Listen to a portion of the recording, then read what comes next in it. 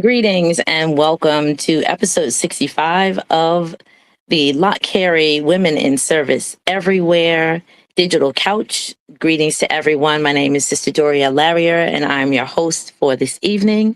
Thank you so much for joining us this evening. Let's do a little housekeeping or church announcement. So you know that we are just 1 month out from convention. So we're looking forward to having everybody in the house, everybody in the ATL. If you have not done your registration, please do, because those rooms are going really fast. Get your tickets, get your car lined up, because it's hot, right? It's hot. And we want to be in the place, but we want to be there properly. So thank you so much, everyone, for joining us. So tonight's episode is episode 65. It is going to actually be focused on empower her, empower her, empower her, in line with our this year's theme for our convention. Dr. Brenda McBurrow, who is our president, has initiated a new project, and we definitely want to highlight that so that we are even more clear. So by the time we get to convention, we are on point. So on behalf of our executive secretary, Reverend Dunn, our president, Dr. Williams, our first vice president, Dr. Victor, our second vice president, Dr. Scott, and the Women in Service Everywhere, Dr. Brenda McBurrow, first vice president, Sister Lynette Richardson, second vice president, Minister Brenda Troy, and the team leader for Men on Missions is Brother Charles Monterio, and the leader for IYD is Brother Stephen Edmonds. We welcome you tonight. Now, it may look a little different. I hope you're still working with us. The platform may look a little different tonight, but if you are available, please drop in the comments your name, your church. Definitely shout out your pastor, and let us know that we will see you in Atlanta. So let's have our guests join us tonight. Again, we are going to be speaking with Dr. Carmen Knight and Sister Lisa Murray.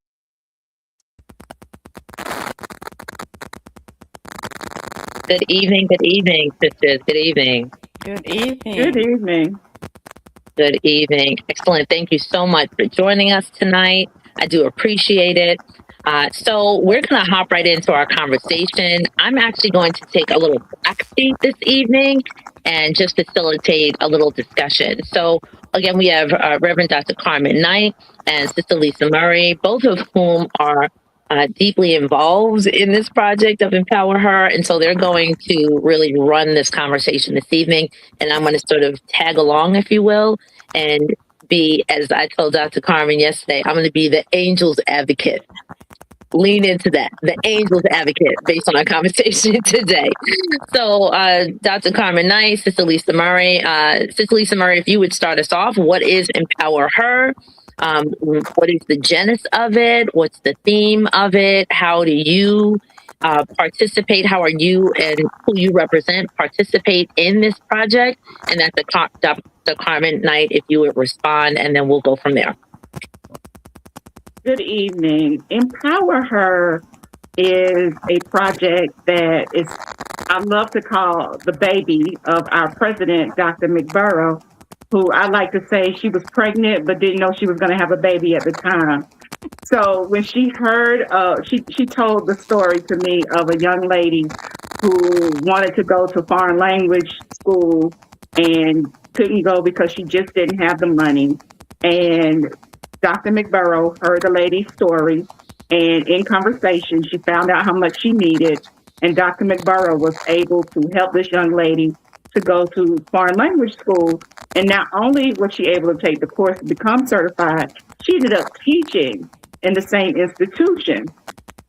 And so this happened to Dr. McBurrow many months prior to one fateful morning. I reached out to Dr. McBurrow because Baptist Women of North America, through Baptist World Alliance, we had a conversation regarding some projects that women were trying to launch and needed a little financial assistance. And so I reached out to Dr. McBurrow. She said, hold on. She said, let me call you back. And so about an hour later, I found myself on a three-way call with her and our good brother, Reverend Emil Sampiel of Liberia at the school, at the Lott Carey School there. And he was interested in what we had to say. We told him what we needed from him. And within 72 hours, Dr. McBurrow and myself had received an email from Reverend Emil Sampiel, and it laid out the project very well. And at that moment, that's when Dr. McBurrow gave it the name Empower Her.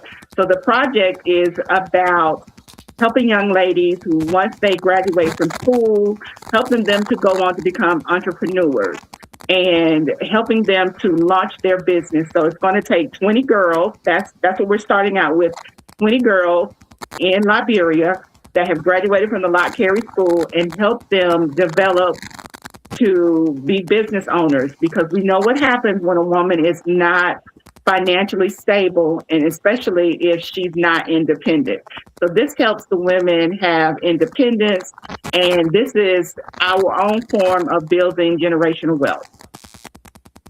Excellent, excellent. And Dr. Carmen? So I got involved with this project. Dr. McBurrow and I were thinking of projects that we could do in the DC metro area for WISE, in order to have the women engaged, because as we are going out and advertising and talking about WISE, well, we like the fire, and then people are like, well, what can I do? How can I get involved? Right. Well, and coming up with projects that we could involve them in, this came to light. So the Empower Her is a very important project, because, as Lisa was saying, we need to empower young women. And the age range for this project for Liberia will be 15 to 24. So that these girls have, something to look forward to, something that they can use to support their families, for the economic development of their country. And, as women, having something to do that is not the traditional role that you're supposed to do. So here we are with Empower Her. We're very excited about this project. Dr. McBurrow, we discussed it during the spring session, and we will, officially kick it off at the annual session. Okay. So now I'm going to play the angel advocate. So those people who are in Lott Carey, we know our theme. We come alongside communities in order to support them in what they're working on, so they can do it a little better. We do that with our prayer, in certain situations with our presence. We send our funds. We connect with resources, etc. So my first question was, how is this different from what we already do? And in conversation, it sounds like the difference is that we are working on a continuum. So these young ladies in this pilot program are part of our Lott Carey School in Liberia. And once they are aging out or matriculating out, completing their studies, it's not like we are shaking their hands, saying congratulations, and then off you go. We're continuing this support, continuing these resources by supporting them in their entrepreneurial efforts, right? And so that's, I think, one difference, that we're continuing this this mentorship, right? We're continuing this mentorship, not just like an email, a WhatsApp, however that's looked at, a prayer, definitely calling their name, being in contact with them. But we're also helping them with the trajectory of moving to the next step. Once you finish your academic, now we need to make sure that you have an additional stream of information that can boost your economic foundation, and that is through entrepreneurship. So here's the I think the questions for the audience, and of course, yes, I see. Excuse me, I had to say hi to Sister Shardina. I did put her up there. Let me see if I can. If I don't shout this person out, I can't go home. Right? That's my mom. Y'all say, "Hey, mama." Okay. Hey. Now, thank you. So I have to make sure that we are clear on what our ask is, right? And so most of us, and I've said this on many of these broadcasts, there are people who go and there are people who send. Both groups of people are extremely important. I want us to think about the myriad of opportunities that we have to support this effort. Oh, wait, we have Dr. McBurrow here. Thank you. Thank you. I will say, Dr. McBurrow, you, of course, were supposed to be in this, but I know you have a lot of running to do, so we'll excuse you for today. Okay. But she's definitely talked about this enough. So thank you so much, Dr. McBurrow. We're definitely trying to move this forward. So I do want to highlight some of the opportunities that we have to, get in where you can fit in. I think that's just the way I'm going to say it. So as I was talking to Sister Lisa and Dr. Carmen, we were talking about what are some real pragmatic ways that we can support this initially, support this long term. And then I remember talking to Sister Lisa before we aired, and one thing that I brought up, she was like, "Oh, I didn't even think about that." So I think it would sound better from you, Sister Lisa. So you can give that perspective. What are some ways that we can help out? You can help out by the number one way that I think that you can help out is by doing some sacrificing. So let's say that you typically spend $20 a week at Starbucks. If you could forego, you stepping on my toes, right? Okay, I'm so sorry. You can forego a week of Starbucks to make a difference in one of these young girls' lives. You can start your own giving circle. It doesn't just have to be you. It can be your friend group. It can also be finding opportunities here in the United States that the girls can participate in. Let's say one of the girls is starting her own salon. She's doing cosmetology. If there's something online that she can jump on, you can share that information with her to encourage her, to help build her up. There's certain things that do cost money, but there's certain things that do not cost money, because people just need to know that you're standing in their corner for them and that you're walking with them along the way. I say all the time, every Ruth needs a Naomi, every Naomi needs a Ruth. And so we need to stand in the gap and pull up women that are younger than us. And my prayer is that it will become contagious, because we're always asked, what do we do stateside? Well, you can form a group stateside and find some young ladies who just need a big sister or someone to listen to them. In my own origin story, I tell how, me having friendship with older women, it saved my life. And so we have to do that. We have to go back to that. We have to remember that one of the tenets of our faith is relationship, how we treat each other. And we have to stick to what we believe in the Black church is, and that is no one is left behind. So it's a cycle. We need to go back to the origin of who we were and who we started out becoming, and go back and build someone up. And what I want to do is I want to hear, on that great getting up morning when we crown King Jesus, I want someone to walk up to me and say, you sacrificed this and you made my life better. Even if I don't know them, I didn't have a pencil, but you made sure I had a pencil. Amen. I didn't know what I was going to do with my life, but you gave into a program. And with that program, I was able to take care of my children and my children's children. And even as we speak right now, multiple generations are living off of that little bit that you gave me. So I think this inspires us to be the missionaries that God has called us to be. Excellent. Dr. Carmen? And I think what is so awesome about this is that it doesn't cost a lot to make a huge difference and transform someone's life. With this project, the initial pilot rollout for Liberia, the training will be in the areas of soap making, hairdressing and cosmetology, and catering. Each of the 20 girls will receive a toolkit, which is their training kit that they'll have throughout, the 9 months. It'll be their starter kit. And the starter kit not only includes whatever, tools, materials that they need, but also to pay for the trainers who will be there, during that 9-month period. And the cost of one kit is only $250. So for $250, you can transform someone's life. We can, help a young adult who was destined to being forced into that Sandy society and the Bush school and that the patriarchal practices that they have, to becoming an entrepreneur and even wanting to live.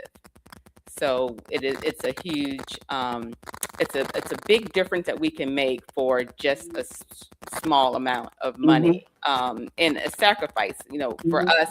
Okay, maybe we won't have a Starbucks, for the week, maybe we won't, maybe we'll cook instead of, eating out or going to Chick-fil-A. But whatever. But the ways in which someone can participate is either coming alongside of one of the girls to be a mentor throughout that 9-month process, to give the $250 for a toolkit. You can give it individually, or you can have a giving circle, as Lisa mentioned, or get your church involved. Your church can actually sponsor someone as well. If you cannot sacrifice financially, then you can pray. Pray for the girls, pray for the program, and pray for the entire project. Got it. Excellent. Thank you. So I try to come up with these like short, quick phrases in order to remember. So I was just thinking and it may sound odd, but bubbles for soap, right? Bundles for hair. Food. I was trying to come up with like a B word for food. I can't come up with one, but food. So I just want to reiterate the ways that people can help. If you're gonna stay, right? No, if you're gonna send, you're sending prayers, you're sending encouragement, you're sending resources, and the resources can be information. The resources can be financial information. Again, if it's the $250 for one person, and currently I believe there's 20 young women, BWNA has funded the first 20. Am I correct, Sister Lisa? Yes. Beautiful. Has funded the first 20 women. They're starting in Liberia, but we want to have this fire spread. We want to have this fire spread. And so I believe that the ask is, let's get it up and running in Liberia, and then let those embers burn elsewhere within our Lott Carey family and community. So one question that I definitely wanted to put on the table, and this is a wrestling. It's a wrestling in my spirit because I've heard it during our Lott Carey conversations at convention, in small groups, in at the water cooler, if you will. And that is the idea that our coming alongside them, and I'm going to be very frank, this is what I said to, I think I said it to Dr. Carmen. I said, you know what, I'm hoping that the persons who want to come alongside and be a mentor are being the mentor from the perspective of, and I'm going to speak about being a New Yorker. So I'm in Brooklyn. I am totally Brooklyn centered all day, every day. Right. I'm a New Yorker first and foremost. Knicks in 5. Okay, let me just move on from it. Right. But my prayer is that in our supporting them, we're supporting them based on the training that they are taking. What did I say in my previous conversation before this live? I said, I wonder if, because New York is kind of like fashion capital of the world, if in our conversations that we're careful not to put our paradigm of what, and I'm only speaking about cosmetology at this point, of what our paradigm of cosmetology and what that looks like, because we don't really know at this moment what the training is that the Liberian women will be taking. So I asked a question, and this is a water cooler conversation, so if it sounds rude, I'm just actually saying what people would be possibly thinking, right? So here we go. when you go to cosmetology school, especially here in New York, you have a wide variety of different hair textures to work with. You got to go from the 1A to the 4C. I wonder what the cosmetology curriculum is going to be like in Liberia. It's just an honest question. It's just an honest question. And so I'm wondering, and Dr. McBurrow, if you know, fine. If not, let me just tell you, I'm going to be asking. Because in the conversation of someone coming alongside to help them, let's say it's an entrepreneur who has a hair salon, like here in New York or whatever in the States, and their dearth and breadth of information, whatever that you do in cosmetology school, if that isn't all that they're also going through, I'm hoping that people are going to be sensitive and say, hey, just tell me like what you're studying and then let me guide you. Because I wouldn't want to say, well, do you have awareness or information, or are you going to be using, like if I wanted to bring somebody from there here and say, hey, here's a work opportunity, is a curriculum covering that? Like, I don't know, right? I don't know. So in our mentoring and in our support, and Dr. McBurrow, if you actually do know of this, let me know. I don't see anything in the comments, but we're going to wrap up. So I just wanted to let people know that this is an amazing project. It's an amazing project to add to our slew of opportunities to give and support where people are in their own home country, in their own economic opportunities. And while we're doing that, yes, we can pray. Yes, we can. I love that. Like sacrificing. What did you call it, Sister Lisa? Is it like 1 month or 1 week?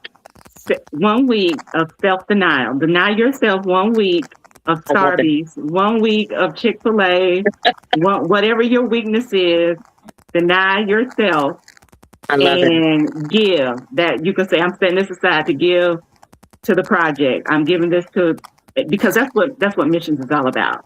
I love it. Just that self-denial. I love it. I love it. So if there's anybody in the chat who is interested in participating in this, and Sister Lisa's church and community, they call it like the self-denial. That's a tough word on me. I may have to come up with another word. It's going to be the same thing, right? It's going to be the same thing. But like whatever that investment is of 1 week, like 7 days, like I'm already thinking about how can I sort of spin this so it works in a lot of different spaces. 1 week of this, or 1 week without this, take that and invest it into this person or, this group, this opportunity. And so again, we're starting in Liberia. We want it to spread. We're supporting these women for 9 months. But it's not just we shake the hand, we give the certificate, and then they go. There's also the support of what's going to happen later. So if you know people in the food industry, if you know people in the soap industry, I happen to do that too. If you know people in the hair care, the cosmetology industry, let's give what we know, be mindful to just sort of give the information and don't, I guess the word would be like proselytize with, and I'm only speaking again as a New Yorker, from like our center here in the States, because that's where we're speaking from, is the hub, because we're not necessarily sure at this moment what the curriculum entails, but how can we make sure that we wrap our arms around them, we sidle up to them, come alongside them in order to walk this journey. And there are many people that are in this chat, many people who are watching and who will watch over time, that we have supported people going to college and to university and to primary school or secondary school.